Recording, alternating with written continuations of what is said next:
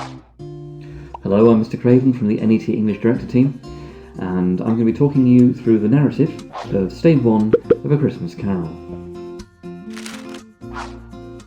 Stave 1 begins with Jacob Marley, Scrooge's business partner and friend, being dead. Scrooge didn't really mourn, and he never painted over Marley's name on their warehouse sign.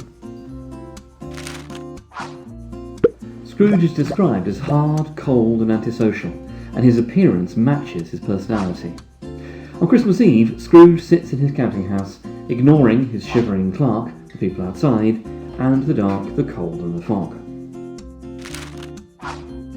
Scrooge's nephew, Fred, arrives and invites him round for Christmas dinner. Scrooge rejects him, criticising Fred for marrying. Two portly gentlemen arrive. They're collecting to provide food and comfort for the poor. Scrooge asks whether prisons and workhouses are still operating, and then suggests that the poor should just get on with starving to death. It gets darker and colder outside. They're still busy with people making Christmas preparations. Scrooge complains that his clerk wants Christmas Day off work, comparing it to having his pocket picked.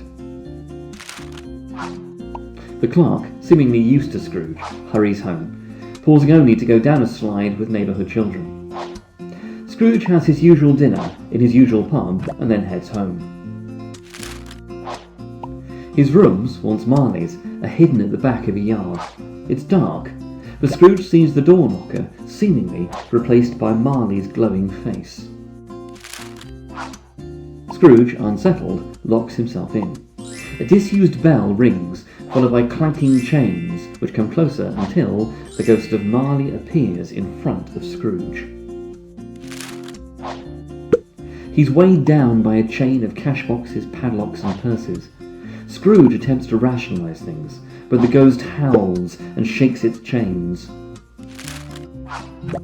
Marley explains that he's trapped forever to walk the earth, forced to drag around the chains he wears, and unable now to make a difference to anyone, no matter how much he may wish to, or how much they may need him to. Scrooge, Marley says, will be visited by three spirits who will attempt to prevent Scrooge following Marley's path to damnation. The first will arrive at 1 o'clock in the morning. As he leaves, Marley directs Scrooge to look outside the window, where Scrooge sees the air filled with phantoms, all suffering the same fate as Marley. Scrooge, exhausted, goes to bed and falls immediately asleep.